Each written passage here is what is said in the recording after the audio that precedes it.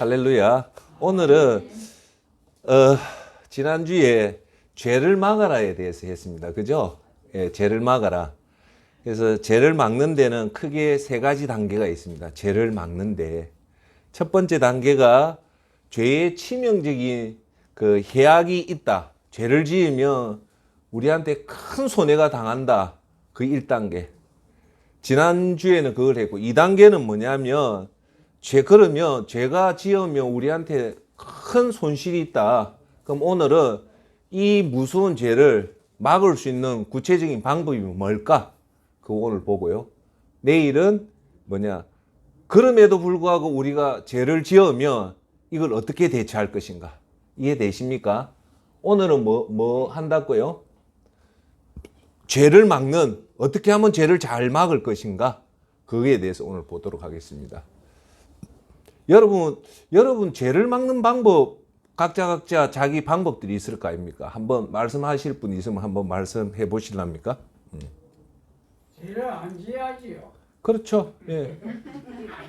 그 좋은 말씀입니다. 죄를 안 짓는데 죄를 안 짓는 구체적인 방법이 뭐가 있냐 이거죠. 뭐 찬송을 부른다, 뭐 이런 것도 있다. 오늘은 상당히 중요합니다. 예, 중요해요. 그래서 우리나라에서는 정필도 목사를 제가 참 좋아하고, 왜냐하면 정필도 목사님이 되게 원칙주의자입니다. 원칙주의자. 딱 하나님 말씀대로 이래 살아가시는 분이에요. 근데 미국에 정필도 목사님 같은 분이 한 분 계세요. 아주 보수 신학의 대표, 존 메가드 목사라고 아주 유명한 목사입니다. 여러분 유튜브에 존 메가드 목사 치면 그분도 참 신사같이 잘 생기신 분이에요.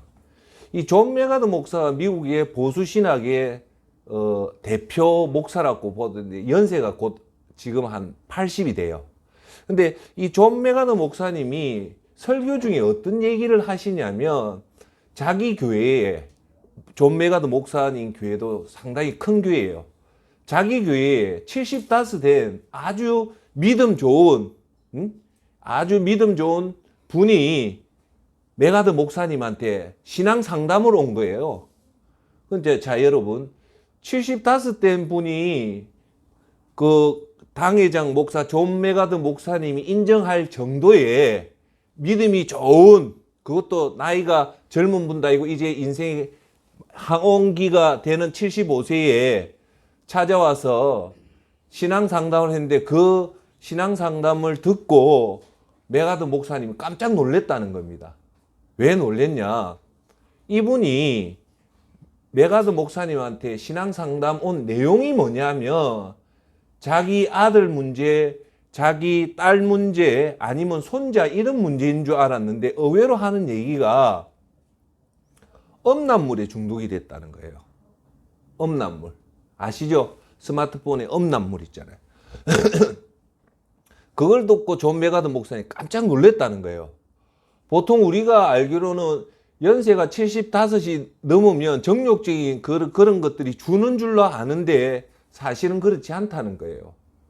예.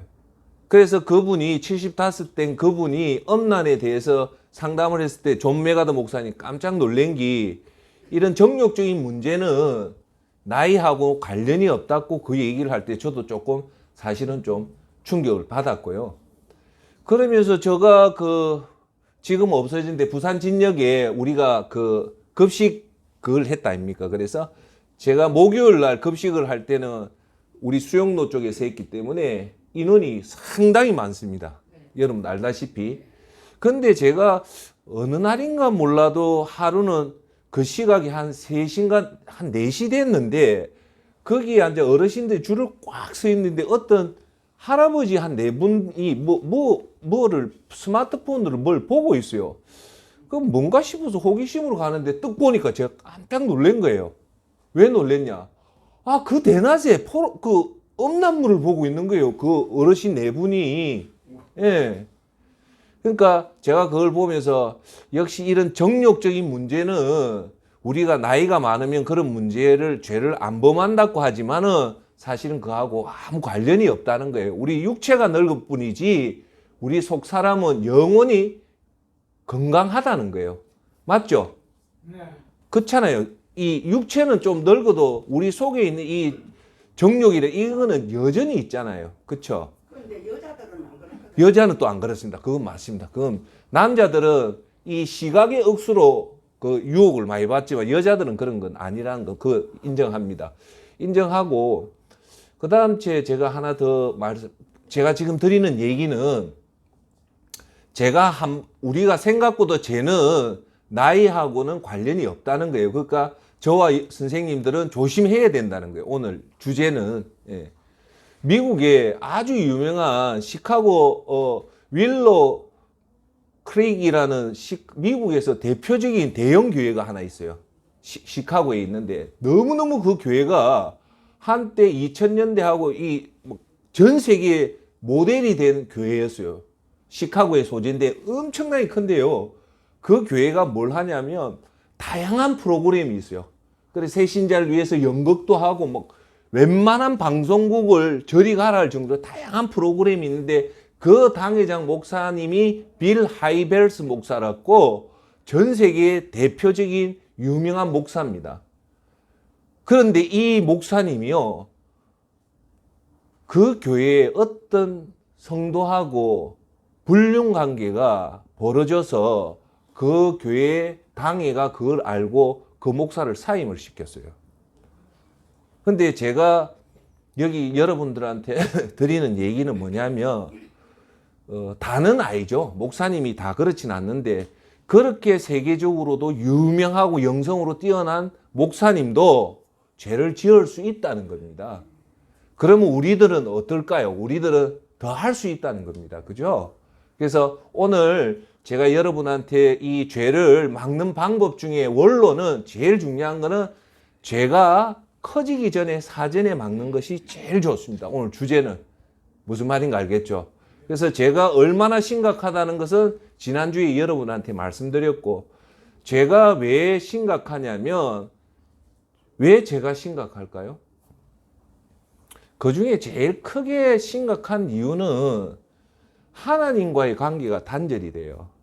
그러면 세상 사람은 모르지만 우리는 하나님 관계가 제일 중요한데 이 제일 중요한 하나님 관계가 단절된다는 것은 우리들한테는 사실 치명타가 온다는 거예요. 기도의 문이 막히고 예배의 문이 막히면 우리는 하나님과의 관계가 단절되면 그거는 뭐 좀 심하게 말씀드리면 사망이라고 봐도 과언이 아닐 정도로 그렇게 돼야 되고 그 다음 우리가 하나님 관계가 복원이 돼 있으면 하나님 주시는 엄청난 축복을 우리가 다 받잖아요. 할렐루야. 자, 여러분, 하나님은 소수를 찾고 하나님은 한 사람을 찾는데 자 보세요. 제가 항상 말하지만 다윗 왕이 위대했던 이유, 솔로몬이 위대했고 뭐 요셉이 위대했던 거는 모세가 위대했던 거는 모세 그 자체, 다윗 그 자체, 솔로몬 그 자체가 위대한 것이 아니라 그 뒤에 누가 있었습니까? 하나님이 계신 거예요. 그러니까 하나님은 1억 명을 사용해도 무한한 능력을 사용할 수 있지만 여기 계신 선생님을 사용해도 엄청난 일을 벌이기 때문에 하나님은 사람 숫자에 연연하지 않습니다. 무슨 말이냐면 하나님은 한 사람을 통해서 서면 엄청난 역사가 일어난단 말입니다. 그러니까 다윗이 큰 역사가 일어났고 모세가 바다를 갈란 거는 모세가 갈란 겁니까? 하나님이 갈란 겁니까? 그거죠. 그렇죠. 우리가 이 세상에서 모든 위대한 일은 우리는 그 사람을 주목하지만 사실은 그 사람이 아니라 그 사람 뒤에 누가 있다고요? 하나님이 있다는 거예요. 그래서 저와 여러분이 우리와 하나님과의 관계를 끊는 죄만 안 지으면 하나님은 우리에게 큰 능력을 주기 때문에 우리는 보잘것없고 힘없고 연약하지만 우리 뒤에 하나님이 계시면 그때는 이 사람 하수동은 완전히 바뀌잖아요. 왜? 뒤에 누가 있기 때문에 하나님이 도와주시게. 그걸 꼭 명심하란 말씀입니다. 여기 계신 사모님이나 선생님 자체나 하수동 센터장은 사실은 아무 힘이 없는 미약한 존재지만 하나님이 우리와 함께하는 순간부터는 그 사람이 완전히 바뀐다는 겁니다. 모세가 하나님 함께하지 않을 때는 80의 목동에 불과했지만 하나님이 하니까 이스라엘 민족을 출애굽하잖아요. 요셉도 아무것도 아니었지만 하나님이 역사하니까 이집트를 세계 최고 부강한 나라를 만들었고, 여러분, 선생님, 다윗이요, 전쟁에 나가면 항상 이겼어요. 그러면, 자, 질문. 다윗이 전쟁을 잘해서 전쟁에 승리했을까요? 아니면 하나님이 뒤에서 전쟁을 승리하게 만들어줬을까요? 할렐루야. 정말 여러분, 그걸 보셔야 돼요. 그래서 우리 주위에 큰 일을 하는 사람은 사실은 그 사람이 큰 일을 한 것이 아니라 누가 큰 일을 한 거다? 하나님이 한 거다. 그래서 우리는, 저와 여러분들은 어떻게 해서든 하나님 관계에 목숨을 걸어야 됩니다. 할렐루야. 그래서 이 땅의 성공보다는 하나님과의 관계가 성공이 훨씬 낫고요. 자, 하나 물어봅시다. 여러분, 이 땅에서 완벽한 성공이 있을까요? 없습니다. 그 우리가 말하는 대통령이 돼도요, 그 속에 하나님이 없으면 불안하고 초조하고 근심과 걱정이 많아요. 그러니까 지금요, 하나님과 함께 하지 않는 현대인의 특징이 뭐냐면 잠을 못 자요. 그래서 지금요, 수면제 그 복용량이 엄청 올라간다는 말은 불안한 거예요. 잠을 못 자는 거예요. 그런데 우리가 하나님과 함께 하면요, 잠의 축복을 받는 겁니다. 할렐루야. 그래서 우리가 죄를 정말 무서워해야 될 이유 중에 제일 큰 이유는 뭐다? 하나님과의 관계가 끊어지고요. 두 번째, 죄를요 지으면 여러분 생각보다 그 죄에 대한 회개가 쉽지가 않다는 걸 여러분 기억해야 됩니다. 회개가 쉬울 것 같지만 절대 안 쉽습니다. 왜냐하면 왜 회개가 쉽지 않냐면요, 회개는 가해자 입장에서 회개하는 게 아니라 피해자 입장에 있어서 회개를 해야 되기 때문에 가해자인 본인이 피해자의 입장을 잘 모른단 말입니다. 이해되십니까? 그래서 회개는 반드시 가해자의 입장에 있어서, 피해자의 입장에 있어서 회개를 해야 돼요. 자, 쉽게 얘기할게요. 내가 누군가 사기를 쳤단 말입니다. 그러면 나는 그 사람한테 100만 원을 빼들었지만 이 사람은 정신적, 물질적인 손해도 있었지만 정신적인 손해는 월등히 크잖아요. 그러면 내가 사기를 쳐서 이 사람한테 100만 원을 빼들었다 하면 내가 회개할 때 하나님 내 100만 원 빼들었으니까 회개합니다 하면 이건 회개가 아니에요. 누구 입장? 피해자의 입장에 있어서 그 고통, 심적인 고통, 그 물질적인 고통을 정말 그분의 마음속에 들어가서 헤아리는 마음으로 해야만이 그게 진정한 회개이기 때문에 우리가 생각하듯이 구원처럼 회개가 쉽지 않다는 겁니다. 할렐루야. 자, 죄는 그 하나님과 관계를 끊는 데 있잖아요. 그러면 여기서 우리가 중요한 사실을 하나 얘기할게요. 죄는요, 어떤 관계를 파괴를 시키냐면 4가지 관계를 파괴시킵니다. 그러니까 우리가 죄를 지을 수 있다는 말은 4가지 관계를 파괴시킬 수 있다는 겁니다. 그 4가지 관계가 뭘까요? 제가 질문했는데 선생님이 대답을 안 하는 것은 전부 알고 있다든지 아니면 전부 모르든지 둘 중에 하나입니다. 저는 여러분들이 다 알아서 겸손하게 말씀을 안 한 거라고 생각합니다. 예, 죄는요 4가지 관계를 이렇게 죄를 지으면 그 관계가 파괴가 돼요. 그러면 자 보세요. 우리가 행복과 오늘 기분 좋은 거는 어디에서 나오냐면요. 제가 구체적으로 관계가 좋으면 행복해져요. 할렐루야. 그래서 진짜 천국은 이 세상의 모든 사람이 안 미울 때 그 세상이 천국이라는 거예요. 아주 깊이 있는 말이죠. 이 세상에 미운 사람이 없다면 그 세상이 천국이라는 거예요. 근데 저와 여러분이 모든 사람이 안 미울 수 있습니까? 밉잖아요. 밉고 뭐 관계가 있잖아요. 그런데 이 관계를 파괴시키는 것이 뭐다? 왜? 내가 가해자가 되니까 피해자가 생기니까 결국 관계가 끊어지잖아요. 죄를 짓는다는 것은 내가 그 사람한테 피해를 주는 사람입니까? 피해를 당하는 사람입니까? 피해를 주는 사람이잖아요. 그렇잖아요. 죄는. 그래서 우리는 어떤 경우든 사람들한테 피해를 줘야 됩니까? 안 줘야 됩니까?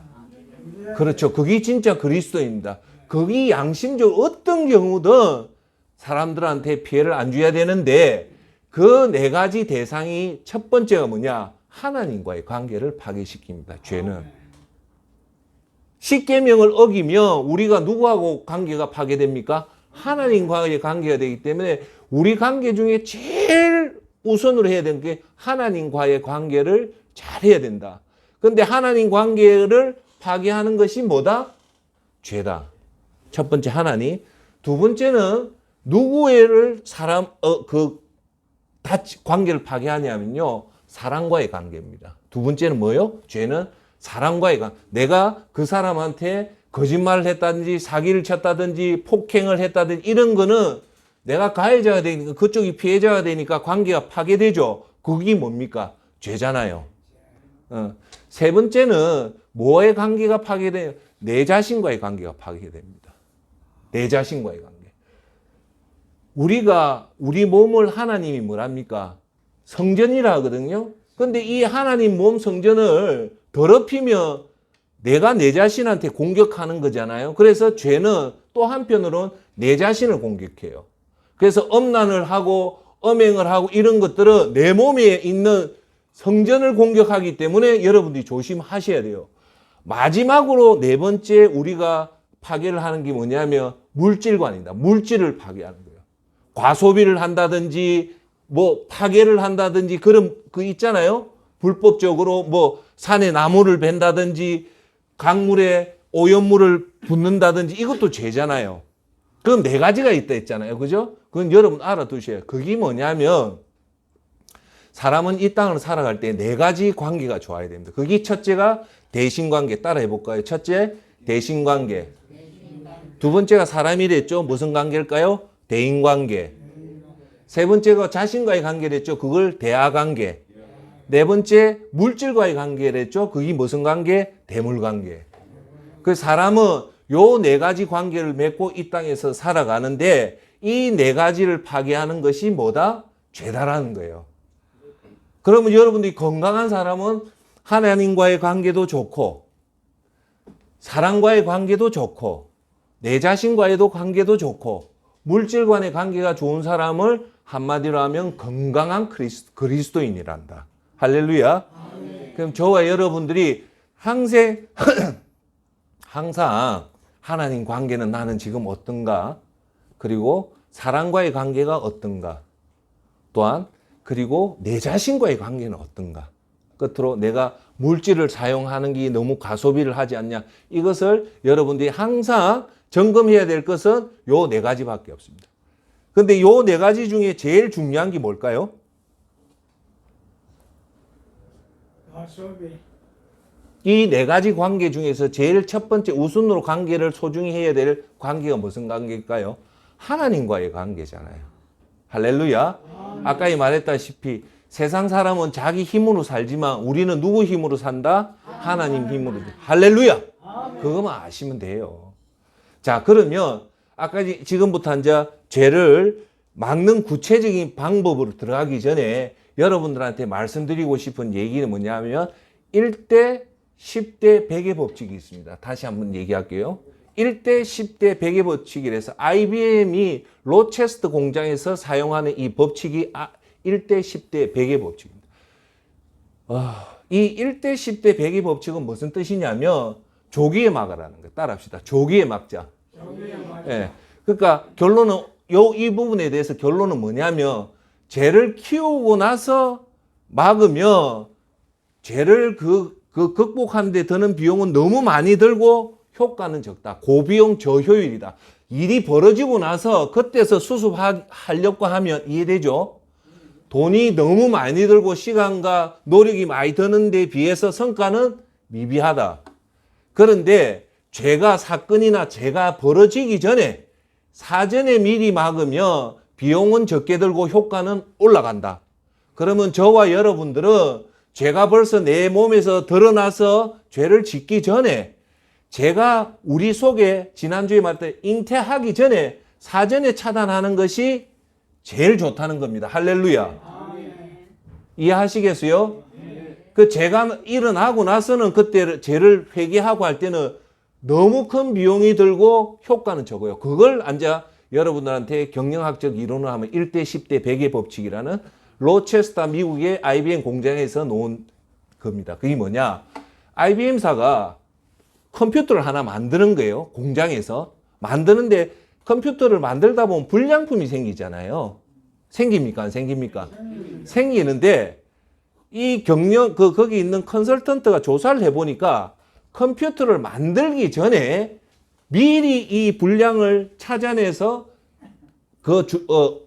고장을 고치는데 드는 비용은 1불밖에 안 든대요. 제품이 만들기 전에 벌써 조기에 불량을 발견해서 그 제품을 고치면 1불밖에 손해가 안 들고,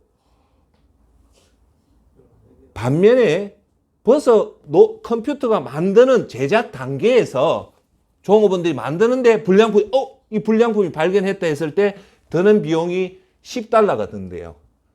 만들기 전에 들었던 비용 10배의 비용이 든대요. 그런데 문제는 이 제품이 다 완제품으로 만들고 나서 소비자 손에 간 거예요, 벌써. 소비자한테 가가지고 소비자 쓰다 보니까, 이거 불량이 났다 해서 IBM사 AS센터에 전해서 이걸 그 불량품을 해결하는데 드는 비용이 무려 100불이 든다는 거예요. 예. 그런데 여기서 말하는 건 이 100불이 들어도 소비자의 불만을 해소를 못 시킨다는 거예요. 그럼 여기서 IBM이 말하는 로체스터 법칙 1대 10대 100의 법칙이 우리한테 주는 교훈은 뭐냐?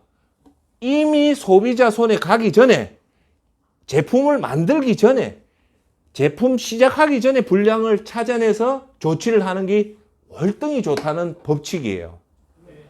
그러면 이게 우리한테도 적용되는 게 뭐냐? 죄가 잉태하기 전에 여러분들이 조기에 죄가 사기 안 나게끔 미리 막는 게 제일 중요하다는. 제가 지난주에 선생님한테 드렸던 얘기가 뭡니까? 죄는 반드시 우리 여성이 아기를 임신하듯이 착상을 해서 제가 크다가 10개월 되면 우리가 애를 출산하듯이 죄도 반드시 그런 과정을 가요.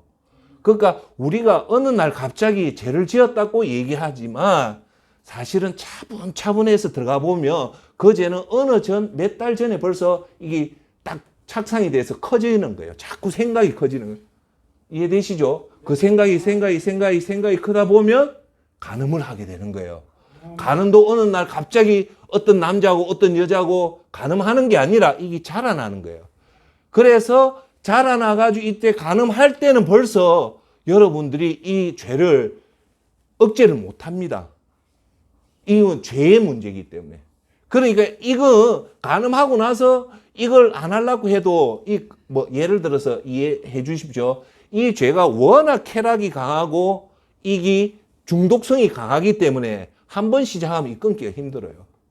그게 마약이 그렇고 중독이 다 그런 이유거든요. 그러면 중독의 제일 좋은 방법은 뭐냐? 여러분들이 오늘 반드시 기억해야 될 것은 죄는 내 마음속에 착상하기 전에 미리 막는 것이 제일 좋다는 겁니다. 할렐루야. 근데 여기 계시는 하수동 센터장이 여러분 저는 60인데 우리한테 죄가 안 오냐? 죄가 여전히 있다는 말입니다. 그러니까 항상 제일 우리가 경계해야 될 것은 뭐냐? 죄라는 겁니다. 이해되시죠? 자, 그러면 우리가 이 죄를 경계하는데 제일 중요한 것은 뭐냐면 오늘 본문에 읽었던 이 원리를 아셔야 돼요. 어떤 일을 할 때 원리를 아는 것이 아주 중요해요. 원리를 모르면 엄청난 노력을 하는 데 비해서 성과가 적은 거고, 원리를 안다는 말 따라 해볼까요? 맥을 안다. 맥을 아는 게 그게 전문가예요. 그렇죠? 원리만 알면. 오늘 원리는 오늘 본문 말씀 신약 성경 갈라디아서 5장 17절 말씀을 여러분 꼭 담아 두시면 우리가 죄를 조기에 막고 나갈 수 있다. 죄를 조기에 막으면 죄에 대한 비용도 적을 뿐더러 죄에 대한 시간들이 많기 때문에 그 시간들을 하나님 앞에 오늘 예배드리고 이렇게 하는 것들이 여러분한테 훨씬 좋다. 예. 자, 그러면 갈라디아서 5장 17절을 한번 읽어보도록 하겠습니다. 제가 읽을게요. 육체의 소욕은 성령을 거스르고 성령은 육체를 거스르나니 이 둘이 서로 대적함이라. 여기서 주제는 뭐냐? 육체의 소욕과 성령이 어떻게 한다고요? 서로 대적한다는 거예요. 자, 그럼 고개 드시고요. 이해가 중요해요. 우리가 육체의 소욕, 즉 죄가 이래 강할 때는 뭐가 지금 죽었다고요? 성령이 죽었다는 거예요. 이 둘이 같이 뭔가요? 죄가 왕성한 내 속에 죄가 욕망이 그득 차 있는데 성령 충만도 있냐? 없다는 거예요, 성경은. 둘 중에 하나 양자택일을 할 수밖에 없다. 할렐루야. 자, 그럼 이게 중요해요. 그러면 육이 강하면 뭐가 죽는다? 성령님이 죽고, 반면에 성령이 충만하면 누가 죽는다? 육이 죽는다. 이 별거 아닌 것 같죠? 서로 대적한다는 거. 자, 뒤집어 놓고 앉아 조금만 더 깊게 들어가 봅시다. 성령에 충만한다는 말은 뭐냐면 우리가 통합의 힘에서 말했다시피 다섯 번째 예배, 여섯 번째 기도, 일곱 번째 말씀을 요 세 가지 말고는 성령 충만할 방법이 없어요. 왜? 성령 충만은 영의 활동이기 때문에. 육의 활동은 뭡니까? 텔레비 보고 싸우고 욕망하고 하는 거지만 영의 활동은 곧 성령 충만이고 성령의 충만을 한 활동은 뭐밖에 없다? 오직 세 개밖에 없다. 내가 항상 선생님한테 말씀하는 게 뭐냐? 예배, 기도, 말씀이다. 그래서 우리가 예배, 기도, 말씀이 되면 성령이 충만하면 뭐가 죽는다? 예? 할렐루야. 답이 나온 거예요. 답이 나온 거예요. 그 말이에요. 우리가 성령의 충만함 더 쉽게 오늘같이 예배를 드리고 빈 시간에 지속적으로 기도를 하고 지속적으로 성경을 꾸준히 여사님 내가 꼭 그거 드릴게요. 요번에 성경 많이 읽었잖아요. 예. 지속적으로 요 세 가지를 하면 자연적으로 뭐가 죽는다? 육이 죽는다. 육이 죽는다는 말은 쉽게 말해서 죄가 죽는다는 겁니다. 할렐루야. 요것만 여러분 딱 담아두면 돼요. 예. 그러니까 우리 죄를 짓는다는 것은 뒤집어 놓으면 뭐가 지금 죽어 있다? 영이 죽어 있다. 뭐가 죽어 있다? 예배가 죽어 있고 기도가 죽어 있고 말씀이 죽어 있다. 그 대신 그러면 오늘 여기 여러분들은 영이 살아있을까요? 죽어 있을까요? 살아있기 때문에 암만 해도 죄를 극복을 합니다. 할렐루야. 이 논리를 아시면 돼요. 할렐루야. 그러니까 여러분들이 하나님 부르는 그날까지 우했던가 여러분 손에 적어서 예배와 기도와 말씀을 항상 계속 봐야 되겠다라는 목표를 가지셔야 돼요. 자, 여기서 제가 하나만 더 얘기할게요. 제가 중요해서 항상 여러분한테 계속적으로 하는 거는 우리의 시간이 하루에 24시간이잖아요. 잠자고 먹는 시간이 8시간. 그 다음 제 일하는 시간 8시간. 나머지 시간이 8시간이에요. 이해되시죠? 그러면 우리 진짜 그리스도인은 믿음이 본업이고 돈 버는 일, 세상 일이 부업입니다. 그러면 제 말은 세상 일을 하지 말라는 게 아니고 우리의 믿음의 일을 제일 우선적으로 해놓고 그 다음에 세상 일을 전심전력해라는 거예요. 그 순서가 바뀌면 안 돼요. 이해되시겠죠? 그러면 우리가 믿음 생활 집중하는 시간은 어느 시간이다? 일하는 시간이 아니고 남아있는 이 8시간 중에 3시간만 하나님 앞에 시간을 드리면 죄는 절대 여러분 지배를 못합니다. 할렐루야. 이 원리만 깨달으면 돼요. 여러분의 남아있는 이 8시간들을 하나님 앞에 시간을 안 드리고 반대로 하나님 앞에 시간을 안 드리면 반대로 어디에다 시간을 드릴까요? 육의 시간을 드리지 않아요. 멍 때린다는 것도 이 육의 시간이고 뉴스 보는 것도 육의 시간이고 뭐 노는 것도 전부 다 육의 시간이잖아요. 그래서 여러분들의 믿음의 성패는 이 나머지 세 번째 파트인 이 8시간을 어디에 투자하느냐에 따라서 우리 인생의 성패가 결정된다는 겁니다. 그러면 제가 말하는 거는 일하는 8시간을 쪼개서 믿음 생활 하라는 게 아니잖아요. 우리가 살 수 있는 이 8시간만 제대로 쓰고 그 다음 세상의 일을 열심히 하면 하나님이 축복 준다 안 준다? 줍니다. 제가 또 경계하는 거는 세상 일하면서 하나님 믿음 생활하면 그건 절대 안 됩니다. 세상 일을 열심히 할 때는 세상 일에 전심전력을 다 하고 나머지 우리한테 남는 시간이 몇 시간? 8시간이 있다. 이걸 예배에 1시간, 기도에 1시간, 말씀에 2시간만 드리면 이렇게 되면 어떻게 된다고요? 영이 성장해서 성령의 충만함을 받으면 자연적으로 쉽게 아주 편하게 죄를 이긴다 안 이긴다? 이깁니다. 할렐루야. 이해가 됩니까? 너무너무 중요한 얘기입니다. 그래서 우리 초점은 죄에 매달리면 안 돼요. 죄에 매달리면 우리가 져요. 그 대신 죄는 무시하고 내가 영적인 생활에만 집중을 하면 했잖아요. 육체의 소욕은 성령을 거스리고 성령은 육체의 거스르나니 이 둘이 서로 대적하기 때문에 우리 성령이 강력하면 육체가 죽게 되어 있기 때문에 우리가 죄를 이기기 때문에 이기 조기에 이길 수 있다는 겁니다. 할렐루야. 아시겠죠? 자, 두 번째, 여러분, 지금까지 전 세계에 아주 유명했던 대전쟁들, 큰 전쟁들이 있어요. 뭐, 세계 1차 대전, 2차 대전, 베트남 전쟁, 한국 전쟁, 뭐 이런 전쟁이 있잖아요. 거기, 조사를 해보니까 대략 한 920회 정도 전쟁이 있었대요. 근데 그 전쟁에서 승리했던 요인들을 찾아보니까 몇 가지인데 그 중에 하나가 공격을 먼저 했던 나라가 거의 다 승리하더라는 겁니다. 그래서 거기서 놓은 말이 선수필승입니다. 뭐라고요? 선수필승. 그래서 우리가 죄를 이기려면 공격을 당하기 전에 우리가 먼저 선수를 치는 것이 월등히 좋다. 그러면 우리 믿음에서 죄를 선수 칠 수 있는 방법은 뭘까요? 얘기했잖아요. 성령의 충만함 받는 예배, 기도, 말씀으로 충만하면 선수가 되피면 필승한다는 겁니다. 할렐루야. 자, 두 번째 우리가 죄를 이길 수 있는 구체적인 방법은 뭐냐? 따라합시다. 올바른 일로 바쁘게 살자. 사람이요, 무료하고 게으르면 100% 죄가 들어옵니다. 제가 지난주에 다윗도 무료했잖아요. 자기가 일날 시간 아침 일찍 안 일라고 오후 늦게 일나서 왕궁을 거느리다 보니까 바세바가 옷을 벗는 걸 보고 그 유혹이 됐잖아요. 그렇잖아요. 그래서 여러분은 항상 더 쉽게 얘기하면 죄는요, 어떤 경우에 들어오냐면 여러분 이제 자세히 한번 봐보세요. 내 마음이 허전하면 죄가 치고 들어오면 접니다. 여러분들이 올바른 일을 하고 특히 예를 들게 열심히 땀을 뻘뻘 흘리면서 운동을 했다. 오늘도 열심히 성경을 읽었다. 열심히 전도했다. 이런 상태에서는 우리가 자부심이 있고 만족감이 있기 때문에 죄가 들어와도 죄를 안 범해요. 할렐루야. 그런데 해야 될 때 일을 안 하는 경우 있잖아요. 그렇게 되면 그때 뭐가 생기냐면 잘 들으십시오. 허전함이 생겨요. 허전함이 생길 때 이가 죄가 치고 들어와비면요. 거의 사람은 무너져요. 그러면 우리가 이 허전함을 막을 수 있는 제일 좋은 방법은 뭐냐? 바쁘게 사는 거예요. 그런데 여기서 바쁘게 사는 것은 두 가지 바쁨이 있어요.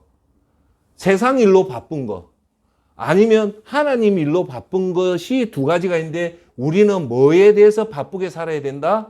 하나님 일로 바쁘게 해야 됩니다.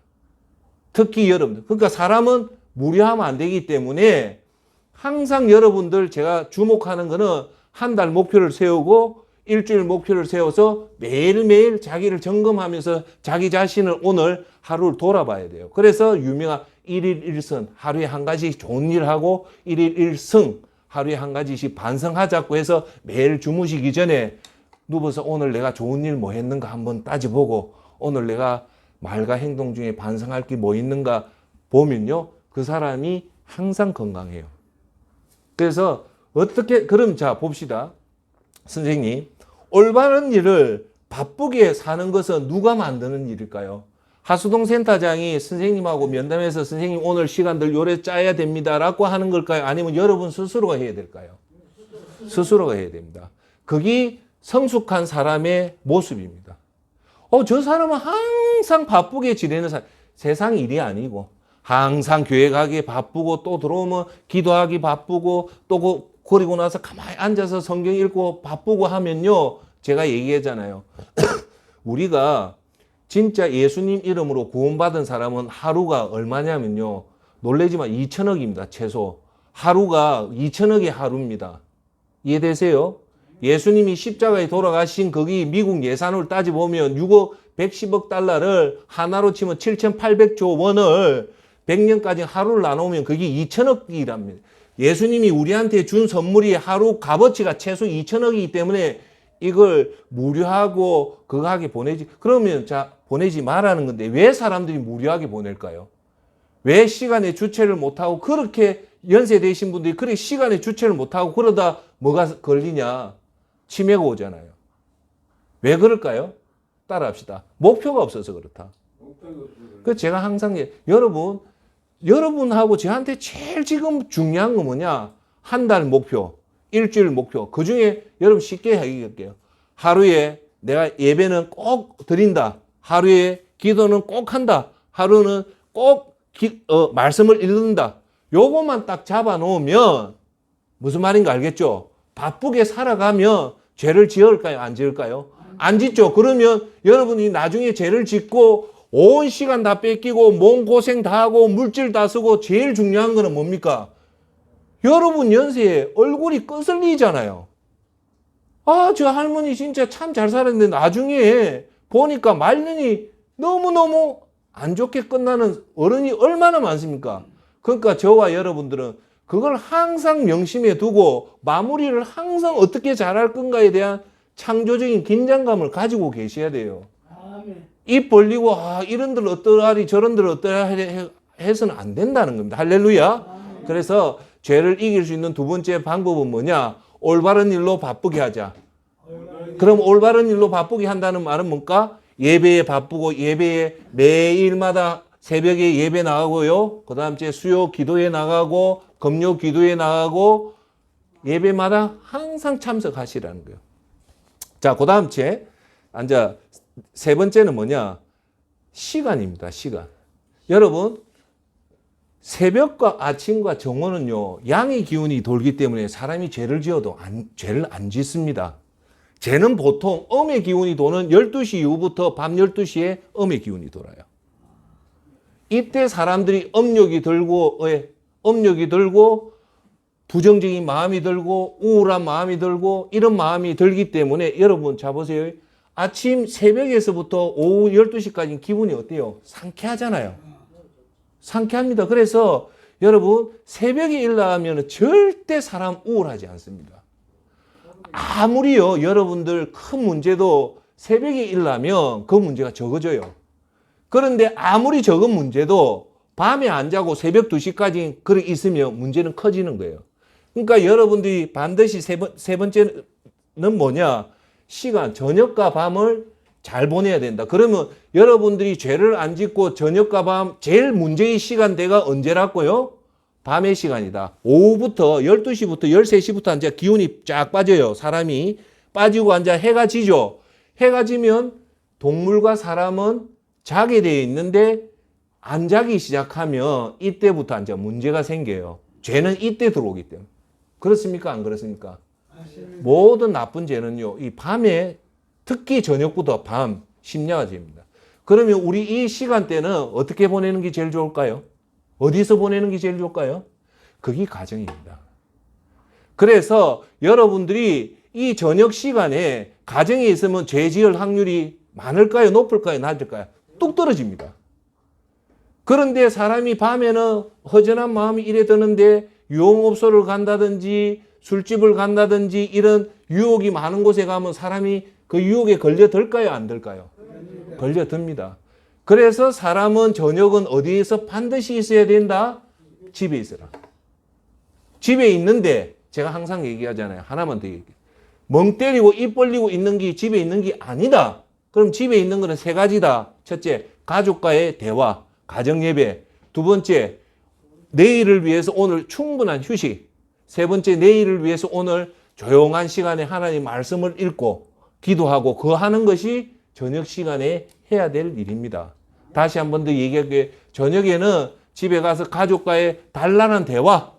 두 번째, 하나님 앞에 말씀 읽고 예배, 종교활동. 세 번째, 내일을 준비해서 빨리 편안하게 주무시는 것이 제일 좋습니다. 여러분 오늘 여기 계신 유 선생님 90대 된 선생님들요. 첫째가 우리 그 얘기하면 죄 지으면 절대 90까지 못 삽니다. 죄 짓고 남 해꾸지 한 사람은 절대 90까지 장수 못해요. 장수는 그냥 주는 게 아니에요. 첫째, 사람한테 절대 나쁜 짓 안 한 사람이 장수를 하지 사람한테 피해를 주고 고통을 주는 사람은 절대 장수 못합니다. 그래서 오늘 여기 계신 우리 선생님은 안 봐도 내가 존경한다는 이유가 뭐냐? 살아왔던 것들이 반듯하게 살아왔다는 겁니다. 할렐루야. 그리고 우리 90된 이 선생님 특징이 뭐냐? 저녁에 일찍 주무시는 겁니다. 할렐루야. 그러니까 저녁은 하나님 순리대로 가면 되는데 우리가 이 저녁에 내 믿음 좋다고 술집에 나가고 도박장 가고 하면 우리가 그 유혹을 이겨낸다? 못 이겨낸다? 못 이겨낸다. 여러분, 내 잠시만 얘기할게요. 대부분요, 오해는 하지 마시고요. 그 몸을 파는 창녀촌이 지금 없어졌잖아요. 우리 젊은 목회자가 창녀촌에 가서 그 창녀들 전도하다가 성공한 사람이 아무도 없습니다. 왜? 밤에 이런 음의 기운에 음의 세계에 들어가면 웬만하게 영이 안 강한 사람 다 적이 돼 있어요. 그 영의 세계를 보면 그걸 알 수가 있어요. 그러니까 아무리 우리가 건강해도 저녁은 가장 좋은 장소는 어디냐? 집에 있는 것이 제일 좋습니다. 자, 세 번째는 시간의 유혹을 피해라. 그럼 뭐다? 저녁에는 가급적이면 집에서 가져가는 게 제일 좋다. 그러니까 저녁에 밖에 나가는 것은 절대 안 좋다. 피치 못할 일일 때는 어쩔 수 없지만 그렇게 하고 그 다음 채 제가 여러분한테 권해드리는 거는 가급적이면 10시 안에 주무시라. 10시 안에 자는 게 제일 좋습니다. 사람이 10시 안에 안 자고 11시, 12시, 1시 이래 넘으면 사람이 엄난하고 우울해지고요. 특히 고독해지고 감정이 안 좋은 감정이 확 자라납니다. 그러면 사실은 큰 문제도 아닌데 그 문제를 더 확대 해석을 하기 때문에 문제가 더 커져요. 그러니까 아무리 큰 문제도 10시 안에 자고 새벽에 일어나면 그 문제를 이겨냅니다. 할렐루야. 그러니까 죄는 이런 시스템, 기초적인 것만 딱딱 잡아도 이겨낼 수 있다는 겁니다. 자, 그 다음 주에 끝으로, 네 번째 따라합시다. 장소. 죄를 이기기 위해서는요, 여러분이 저와 여러분 그리스도인이 있어야 될 곳에 있으면 됩니다. 자, 우리 그리스도인이 있어야 될 곳은 어디입니까? 첫째, 교회. 집이 아닙니다. 일단 교회. 두 번째, 집. 세 번째, 일터. 요 세 군데 말고는 여러분 가 있으면 위험합니다. 가지 말라는 게 아니고 가면 위험합니다. 여러분 교회 가면 우리가 죄 지을까요? 안 짓습니다. 성령의 충만함이 있기 때문에 우리는 그 장소를 잘 선택해야 돼요. 제가 항상 말해 믿음이 좋은 사람이 아무리 믿음 좋대도 밤에 엄난한 데 가고 술집 가고 여자들 있는 데 가면요, 그건 못 이깁니다. 그러니까 항상 내가 오늘 어디에 있는가를 항상 점검하고 내가 오늘 집에 있다, 교회에 있다, 일터에 있다. 100점입니다. 그러면 유혹에 죄에 노출된 범위가 크다, 적다? 적다. 예. 자, 장소가 중요하다. 그러니까 여러분 그 유혹 한가운데서 절대 사올 생각하지 마십시오. 유혹 가운데. 유혹은 피하는 게 제일 좋아요. 뭐라고요? 죄는 따라합시다. 죄는 맞서서 싸우는 게 아니다. 피하는 거다. 왜냐하면요, 요셉이 보디발 아내가 요셉을 유혹할 때 요셉이 보디발 아내하고 대화를 해가지고 그 유혹을 이긴 게 아니고요, 주랭랑을 치잖아요. 자기 옷을 벗고 주랭랑을 친다는 건 의미가 큰 겁니다. 그래서 우리는 죄는 그 앞에서 대응하지 말고 피하라는 게 제일 좋습니다. 그러면 그 장소를 피하는 게 제일 좋겠죠. 그리고 유혹이 있으면 그 유혹과 싸워야 된다, 안 싸워야 된다? 싸우지 마라. 네. 그 다음 주에요. 자, 보세요. 왜 장소가 중요하냐면요, 죄는요, 눈을 통해서 들어옵니다. 죄는 어디에서 통해서 들어온다고요? 그래서 눈은 마음의 창입니다. 즉, 보는 게 곧 마음의 도랍입니다. 자, 그래서요, 우리 그리스도인한테 반드시 중요한 세 가지 핵심 사항이 뭐냐? 첫째가요, 경건이고, 둘째가 정결이고, 셋째가 질서입니다. 다시 해볼게요. 우리 그리스도인이 가져야 될 게 첫 번째가 뭐냐면 경건하고, 두 번째 정결하고, 세 번째 질서입니다. 이게 뭐냐? 다 깨끗한 거예요. 여러분 잘 보세요. 깨끗한 환경을 보죠.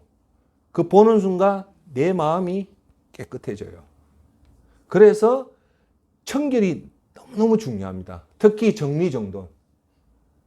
여러분 깨끗한 걸 보면 그게 곧바로 어디로 들어온다고요? 마음이 들어오기 때문에 우리가 아무리 유혹이 약하더라도 좋은 걸 보고 정리정돈이 잘 돼 있는 걸 보면 우리 마음속에 들어오기 때문에 이기지만 포르노 같은 음란물은 딱 보면요 바로 들어앞이기 때문에 죽습니다. 포르노는요 제가 이런 성적인 화면이라든지 폭력적인 화면은요 너무 이게 펄스 강력한 자극이 오기 때문에 여기요 72시간 남아 있어요. 잔상이. 그러니까 여러분 포르노 이런 걸 보면요 이게 72시간이면 적어도 3일 동안은 계속 내 머릿속에 있다는 거예요. 그러면 그 머릿속에서 무슨 일을 하겠습니까? 그렇잖아요. 예? 그래서 보는 거 특히 영상들은 조심해서 봐야 됩니다. 그 볼 것 같으면 어느 걸 보는 게 좋다? 좋은 걸 봐라. 자, 그 놓은 김에 내가 하나만 더 얘기할게요. 여러분, 우리가 죄를 이길 수 있는 방법 중에 하나가 여러분들 자는 숙소, 집이요. 정리정돈이 잘 돼 있는 집은 죄를 안 짓습니다. 대부분. 집이 가면 반들반들하고 딱딱 각 청소가 잘 돼 있고 소재가 잘 돼 있는 곳은 사람이 보는 순간 내 마음이 하루 종일 마음이 깨끗하기 때문에 사람이 죄를 짓는다 안 짓는다? 안 짓기 때문에 그곳에선 귀신이 안 와요. 제가 지금 여러분한테 드릴 말이 뭐냐면 이런 말 하죠. 귀신 오겠다 하죠. 귀신 오겠다 하죠. 어떤 때 귀신 온답니까? 밤에. 집이요. 귀신 올 집이 있어요. 그게 뭐냐? 집이 엉망진창이면요. 우리가 본능적으로 하는 말이 뭔가? 귀신 오겠다. 진짜 귀신 옵니다. 귀신은 어디에서 나오냐면 이렇게 집이 소지가 안 되고 이 쓰레기가 쌓이고 하죠. 그럼 그게 귀신이 존재합니다. 영적인 세계로 보아서 우리가 정리정돈이 잘 돼 있으면요. 귀신은 절대 안 옵니다. 하지만 우리 몸이 안 좋고 한데다가 그거보다 특히 중요한 주위 환경이요. 쓰레기 있고 정리정돈 안 되고 음식 섞죠. 귀신이 이 음식 섞는 거 이 정리정돈 안 된 데서 귀신이 놓는단 말입니다. 여러분 정신병자들 중에요. 이런 말을 합니다.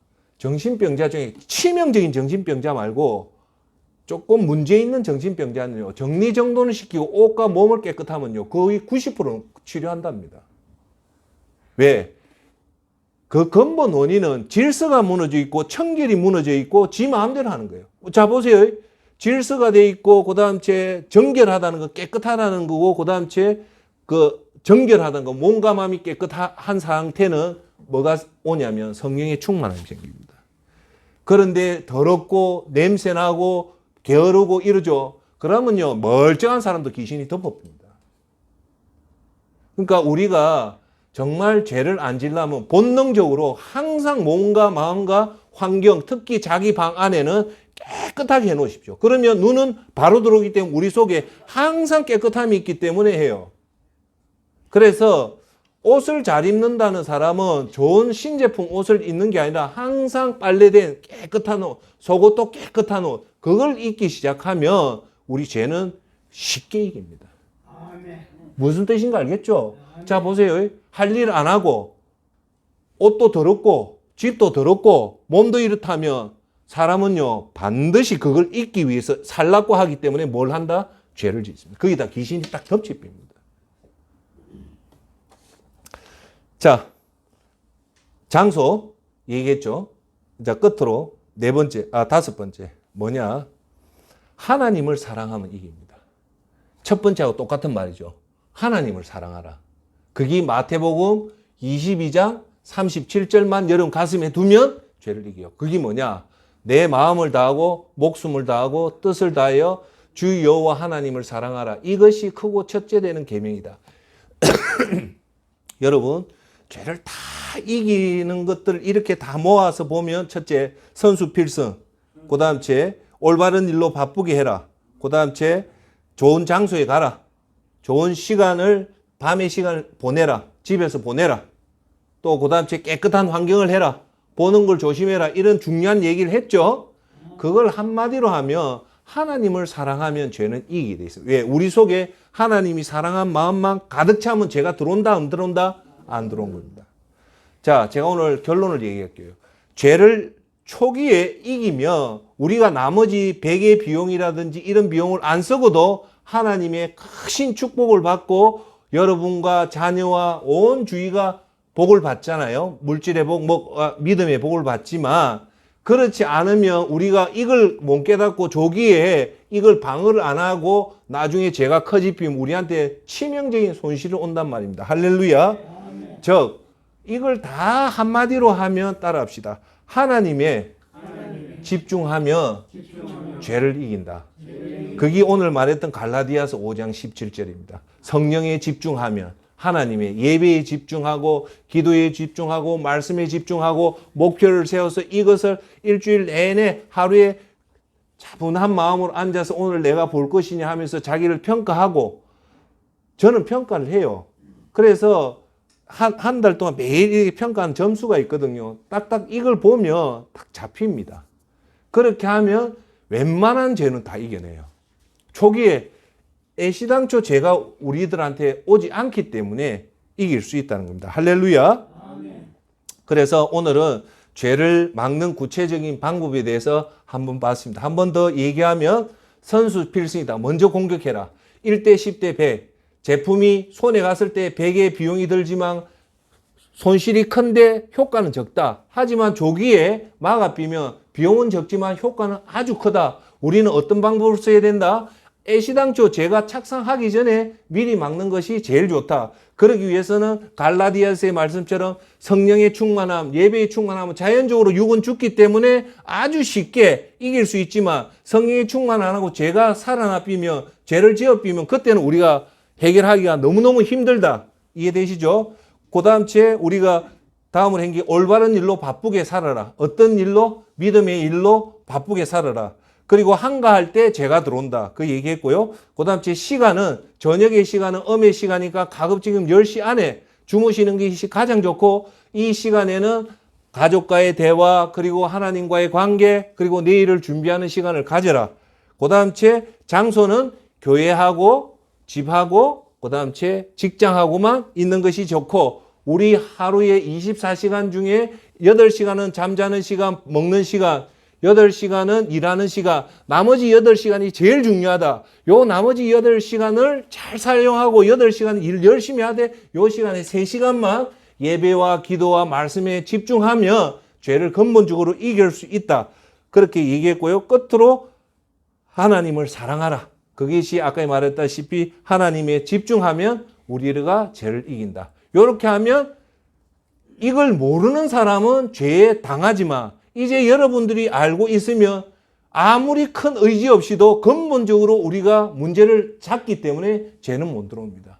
무슨 말인가 알겠죠? 선수에 여러분 미리 내 마음속에 성령의 충만함만 가다 놓고 하나님 일로 바쁘게만 살면 죄를 이기게 됩니다. 그럴 때 어떤 것이 올까요? 하나님이 여러분과 함께 해주는 그럴 때 그 사람이 하나님 함께하면 놀라운 하나님의 축복이 되기 때문에 모세와도 같은 큰 일을 우리한테 할 수 있다. 그래서 우리한테 제일 중요한 것은 죄를 이기는 것이 중요한데 그 죄는 조기에 막는 것이 제일 중요하다. 할렐루야. 내일은 이제 그럼에도 불구하고 어쩔 수 없이 죄를 범했다면 어떻게 이런 죄를 다시 극복할 것인가에 대해서 보도록 하겠습니다. 자, 다 같이 기도 한번 합시다.